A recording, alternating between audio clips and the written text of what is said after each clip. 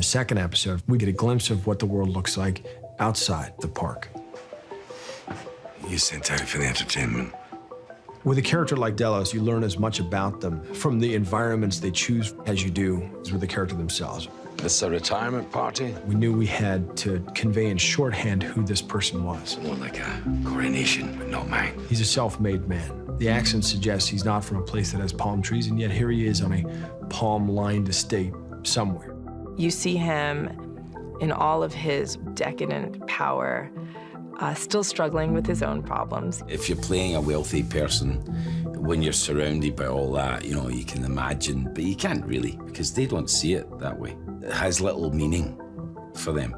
Power is their thing. Our arrangement's been a perfect fit. You stepping down doesn't help me at all. Nor me. And I was told I might not have to. An astute viewer will pick up in that scene that he's perhaps ailing and that there is something that they are working on that may be able to fix that ailment. Acting in the Delos mansion, it was a completely different world. It was really beautiful.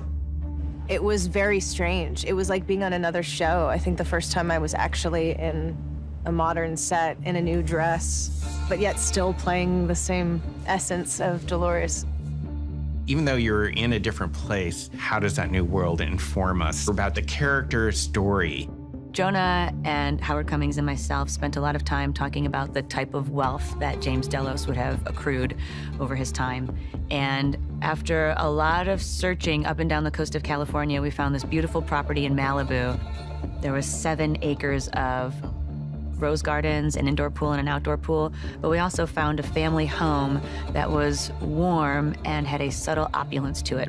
This is more of a Spanish Mediterranean style architecture on the outside, but on the inside, I also found classical features. And background, action. Walking through the hallways led me into a living room, which was very nice because it was large, and I felt that there were many opportunities there to provide different angles for the filmmakers. We're shooting in a real location. It's not a stage, it's a film set. You have to be very careful. But it's a very evocative location because you have the Pacific right there. You see it, it's predominant in almost every shot. I was excited to explore her backstory. As Dolores starts to remember more, she comes to the realization that she's actually been to the outside world before. She would be brought out into these situations with some of the most powerful people in the world. Of course, no one would ever have any forethought that this being would be taking in every bit of information that she could get.